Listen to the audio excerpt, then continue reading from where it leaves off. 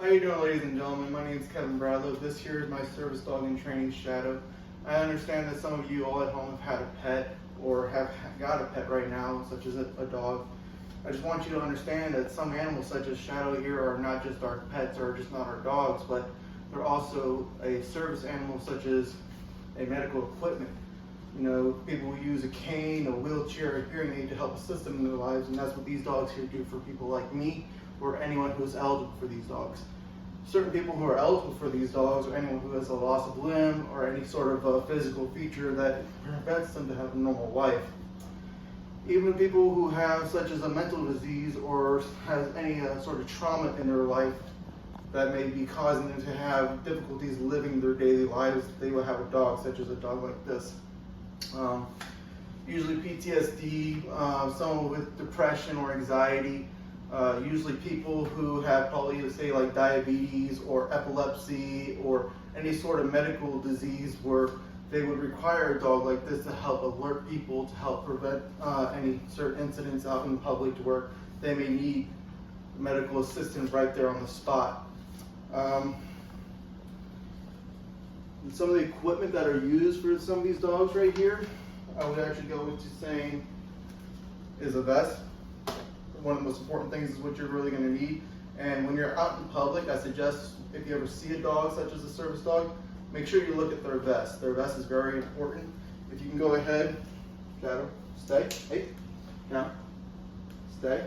If you can go ahead and look closely, you'll see service dog in training. Some of them are just going to have service dog. Some are going to say do not pet on both sides, or some will even say no eye contact and no talking. You know, some other patches are for decoration, just for the owner themselves, but looking at these, you want to go ahead and respect that between the owner and the dog as they are working, because you want to go ahead and make sure that if this dog needs to see any cues that are wrong with its owner, that it can actually go ahead and help assist its owner. Normally during the training phases of the dog, you'll need to have some sort of training collar, a choke collar or a shock collar, or in this case, I use with Shadow, a prong collar. I know some of you may be thinking this may be painful to the dog, but honestly it really isn't. When you put this on the dog, it simulates an alpha male, letting them know that they are doing wrong, and it doesn't put much pressure on the dog. And you will see shortly, I'm going to go ahead and put all this equipment on Shadow. In the beginning stages with Shadow, I actually have right here also a choke collar whenever I don't use the prong collar. The other important thing you want to do is have a good leash as well, so that way you have a free hand at all times whenever you're walking with your dog. This one allows me to wrap around my body, so that way I'll be able to freely walk around, act as if I'm a normal person out in daily public, to where I can actually use both hands and cooperate with people around me.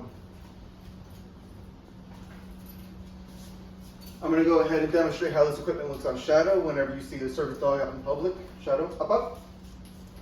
Good boy, Shadow.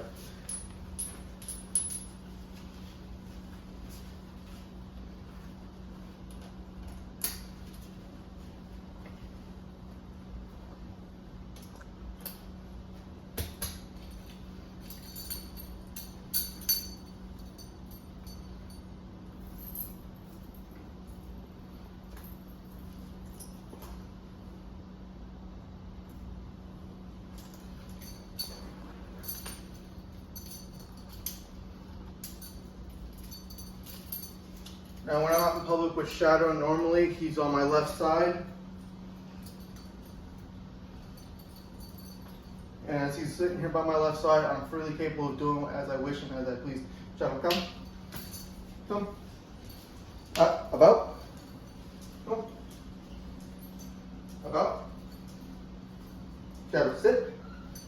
Now because he's being such a good dog, another piece of my equipment right here would be his little food pouch right here where I give him treats. Shadow, go ahead, sit. Good boy, Shadow. That's a good boy. And the other important thing too you want to always realize is make sure you give them treats. Always let them know that it's good positivity, that whatever it is they're doing is good. Now I understand when you see the prong collar I had mentioned before, it may be painful when it's used on them. Realistically it's not. You may see people use it incorrectly where you see them yank on the dog. Not supposed to do that. When you use this on the dog properly, all it is a little tug and the dog feels it immediately. I'll do it just for a little demonstration. All right, Shadow, you ready? So this is as far as you go when it comes to a tug. Instantly, already feels it, sits down, I barely even tugged on him. But just to make him feel comfortable, I'm gonna go ahead and take his equipment off him right now. Good boy, Shadow, you did such a good job. Thank you, boy, thank you. The other thing too is, other than treats, give your dog lots of love. They love that. A lot of this I've learned from an organization that I have become a part of called Simplified Service Dogs. Simplified Service Dogs helps veterans who are in need or have any sort of disability to actually acquire a service animal.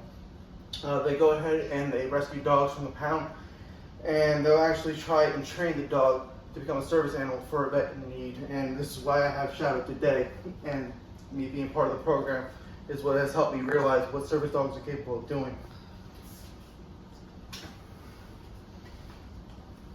The other thing too you all want to be aware of as well is the issue of fake service animals. This is very detrimental to people who actually have a service animal. If you ever see a fake service animal, please always notify the store manager or wherever you are at that that person needs to immediately leave with that animal. The animal does not need to be in a public space. It does not need to be in the mall. It does not need to be anywhere where it shouldn't belong, especially if it's just an emotional support animal. Emotional support animals and service animals are two different animals, and I'll get into that here shortly. But the way you recognize a fake service animal compared to a real service animal, for example, is see how Shadow's calm, he's cool, he's collect, not bothering me, not bothering anyone else around us. If there was anyone around us, he's not easily distracted. If I ask him to do something, he'll do it for me. Shadow, down. Shadow, stay for me. Good boy. He's not going to bark, he's not going to bite, he's not aggressive. The thing about this is when you see these dogs out in public, that's exactly what they're going to be. They're going to be barking, they're going to be aggressive, they're going to be snippy, they're going to be sniffing everything. They're going to want to not be potty trained. You'll see them potty all over the floor, or you'll see that they have no training at all. Even with a service animal that is in training, if they are doing any of these, a store manager or yourself have the right to ask them to leave, and they cannot deny you. Please remember this, and also remember that the reason why this is detrimental for us people who have a service animal is that it actually makes our service animals lose connection between us as the owners and could possibly have them miss a cue. Depending on the person who has a service animal, that could be life-threatening. And then you could actually, in turn, if your animal was the reason for that dog to miss a cue and that person to pass away, you as the owner of that animal could be charged for murder. Remember this. The other thing as well, the difference, as I said, between an emotional support animal and a service animal is a service animal has access to the public. An emotional animal does not. So emotional support animal, just like service animals, will go ahead and let you have the waiver fee whenever you go to rent an apartment or a complex, wherever is the case may be. They both also allow you to accept an animal that may be on a restricted dog breed list within the apartment. But the big main key difference between the two is one is allowed public access and the other is not. Public access is a service dog. Non-public access would be the emotional support animal. The other thing too is that I see, and it needs to be stopped, is these fake IDs that you see people put on their dogs that says that it's a service animal or emotional support animal. That is not a thing. It is not legal. It is nowhere written in the law that an animal must have an ID to state that it's emotional support or a service animal. That is not a thing. It's a ripoff. It's a scam. If you ever get caught doing it, you can actually go to jail or receive a $250,000 fine. Remember this. If you don't believe me, you can also go to floridastate.gov. They have the Florida statute. I believe it is Florida statute 413.08. And you can look this information up for yourself. They even go into details about punishments that could happen to anyone who decides to disturb an animal that is working for an owner. The other thing too is, before a dog like this even gets considered to be trained, they go through a rigorous situation to even see if they can pass training. So for example, they'll grab the ears of the animal very roughly, they'll grab the paws very roughly, the tail, the private area of the dog. They want to get a reaction out of this animal. They want to see if the animal is going to bite They want to see if this animal is going to do anything that could possibly harm someone. They will also drop objects around the animal to see if the animal will be skittish or not. Shadow, please, up.